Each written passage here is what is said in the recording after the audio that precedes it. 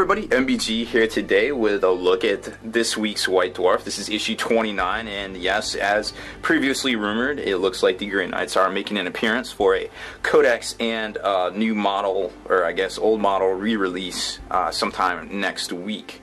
And spoiler alert, in the back of this book, the undead will rise, and if you haven't already seen a lot of the spoiler pictures for that, it looks like we're getting some vampire counts action next week, which is kind of interesting. Didn't expect that one. Where'd that one come from, right?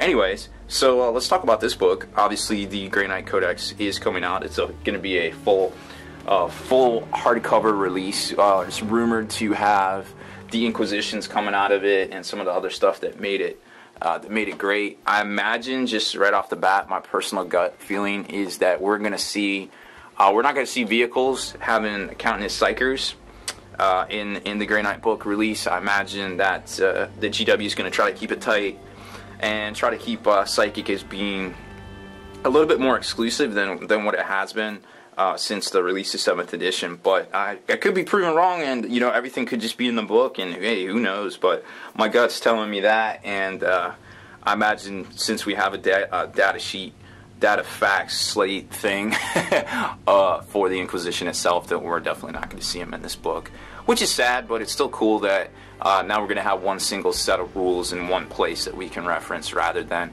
two parallel sets of rules that you know, maybe a little bit more confusing for people, because I personally don't even know what Death Cult Assassin power weapons count as anymore. In one book they're one, and one book they're other, and the live online ebook there was something else, and I'm just like, dude, it takes me like 10 minutes just to figure out how to equip my guys. It's like killing me here, right? I don't know, maybe it's just me, but I think it'll be neat. I think it'll be a good thing, especially with, you know, basically battle-forged armies. You can just put anything in there, you know. You just take one combined arms detachment, ally it maybe, take another combined arms, ally it maybe, another combined arms, you know, just keep going, you know, until you get all your stuff in there, as far as I'm concerned. So I think it's going to be interesting to see with this book. Hopefully we see, you know, if they continue the Lord of War thing, if they continue the formation thing, it's relevant and it's here to stay, and I think unfortunately GW wants us to play this way, and for those of us that don't want to, it's just, you know, it's going to become more difficult. You know, we're going to have a harder time with some of these bigger events, you know, just restricting everything, and it's just going to create this big, huge false vacuum of what's good versus what's really good, and it's going to be kind of weird, I think. But I definitely don't want to get charged by 200 orcs on turn 2, so I think having Lords of War around are definitely a good thing to try to keep that in check, so to speak. But anyways, let's talk about this issue. It's the new White Dwarf for this week, issue 28.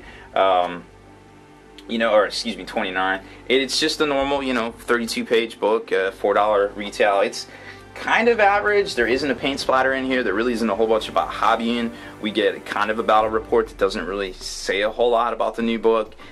We get some fluffy stuff, and basically just to look at the new miniatures coming out, which, and there's a new cover, of course, more amazing art from Raw Swalland, and then we've got, you know, new releases, of course, limited edition books. The coolest thing, in my opinion, is the new Assassin data slate, because we hadn't seen rules for those guys, you know, specialized rules rather, in a long time. So it's going to be interesting to see what that is. All this stuff right here is just basically a rebox and a re-release. I haven't ran the numbers on it to see if we got a stealth price increase. Like the same thing with Chaos Space Marines, they reboxed it, and a couple of the items actually went up a few bucks in price, which is kind of weird. But I did check, what is it? The Purifier Squad is basically the old Strike Squad, the same exact sprues, except for the Strike Squad now it's 10 of them, and you actually save $6 buying it this way, which is really neat. I think, in my opinion, that's cool of them to do it. But, you know, at the end of the day, you know, if I'm buying the Grey Knight Storm Raven gunship and I see this kind of stuff, I'm going to expect a Grey Knight decal sheet in there. I'm going to expect a lot of things. So it's going to be interesting to see if that is the case, or whether it's just, you know, the same sprues you get in the Blood Rain, you know, the normal Storm Raven gunship. So I don't know exactly how that's going to be. But, you know, and these aren't going out to distribution from what I'm understanding, so it's going to be kind of interesting to see how that all pans out, because we're starting to get to the point where what you're seeing on the box might not be what comes in it. So that's a little it's a little confusing. You know, it's hard to grow the hobby, and it's hard to get people into the hobby and explain things to them. Well, hey, okay, well, I need this. Okay, well, tell you what, I can sell you this much stuff, but this much stuff is direct order, or, you know, vice versa. Or, hey, I need Drago. Well, can't get Drago because it's Finecast, but, you know, it's sold out because they may or may not be doing Finecast anymore. So it's, as a retailer, it's very hard for me to explain that to people when I'm trying to sell them on the hobby. So they're like, wait, what? You know, like, if I want to get into golf, I'm just going to go to the store. I'm going to be like, hey, I need clubs. I'm kind of tall, so sell me some clubs. And they'll be like, okay, no problem. How much do you want to spend? I want to spend this much. Okay, cool. You know, like, here's your bag of clubs. And, you know, do you need shoes? No, give me a glove, whatever. You know, good to go. But they're not going to be like, well, you know, I can't sell you this golf club because this golf club is exclusive to Ping. You know, that's Ping Direct. So, like, I understand what's going on, but it's hard as a retailer to explain this to a customer off the street. It's hard for me to sell this hobby to somebody. So I think it's great. I think it's great that we got, you know, we're seeing the re-release, we're seeing an influx of Grey Knights, we're seeing a new book. It's given new people that might not have considered Grey Knights an opportunity to get into this army, and they're great allies. I mean, great psychic abilities and stuff like that. But on the other hand, it's very tough for me as a retailer to be like, I'm sorry, I can't get this. And then people just look at you. It's like, oh, trust me, I want to sell you this. I want more than anything else to make you happy and sell you exactly what you want, but I can't. So it's difficult for retailers right now. So this concerns me a little bit, but it still excites me at the same time. So I don't know what to do. Anyways, like I said, this issue, I mean, it was kind of okay. It's got some fluff in here about the Sanctus Reach things. Then you get into, you know, some of the new releases, which of course, along with the Grey Knights, we're getting new Long Fangs, we're getting new Sky Claws. That's great.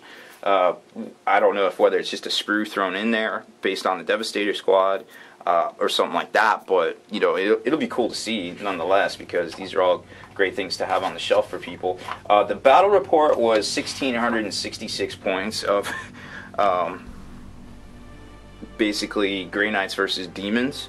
And it was interesting to read along with it because, you know, the demon player's like, yeah, I made a lot of demons, but, you know, I couldn't really do any direct damage with demonic spells because of the Aegis, which is super strong against being targeted by psychic powers, because generally everything's a psyker, so it's going to be, you know, +1 to deny the witch, so 5 up right there, and then the Aegis lets you reroll 1. So you're like kind of, I'm not sure how the math breaks down with fractions versus dice, but I think you're looking at like a 4-up, you know, deny the witch on anything, you know, that targets them. So that's pretty swell, in my opinion. Not a whole lot of giveaways about new psychic ability or new abilities or anything in the decks. We got a Hall of Fame article, which was okay, I suppose. Nothing like, you know, a hobby article or anything like that, which, I mean, yeah, it's a White Dwarf. Give me some hobby stuff, dog. That's what I'm about.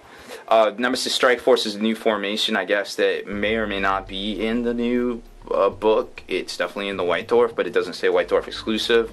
Couldn't tell you if that's just an oversight. But, you know, who knows? It seems like they're just kind of talking about it, but they don't really come out and say it. It's very vague. It's like talking to the Inquisition in here. So that's pretty much it for this one. I mean, honestly, unless you're super gung-ho about Grey Knights in the new book coming out, you could probably skip this issue. It's it doesn't have a whole lot of hobby value for me, but so maybe it's great for you. But I'm just gonna pass on this one, guys. You know what I mean? So like I said, it's probably worth, unless you're really into Grey Knights, I wouldn't mess with it that much. So we'll see what comes out next week. Because let's show you that real quick. So we got, where is it? Right there, yeah. So we got Time of Rising. The Dead will rise. Who will save the world from chaos? I don't know about the chaos part, but this supposedly is the undead. I've seen some pictures of apparently Nagash. Hey, Nagash is coming back, so that's it's pretty interesting stuff right there. So I'm super stoked, because maybe that'll usher in a whole new psychic thing in fantasy. Because fantasy's been a little quasi-stagnant lately, in my opinion. But maybe they can go toe-to-toe with some of these new factions that came out. So maybe you'll see a new rule set in September. It's been about 4 years now for fantasy, so I imagine it's about that time, huh? So that is pretty much every shred of cool stuff out of this issue that I can fathom. I hope you got something out of this one. Make sure you stay in the trenches, subscribe to this YouTube channel, check out the blog, spikybitsblog.com, and listen to our podcast, forgenarrative.com.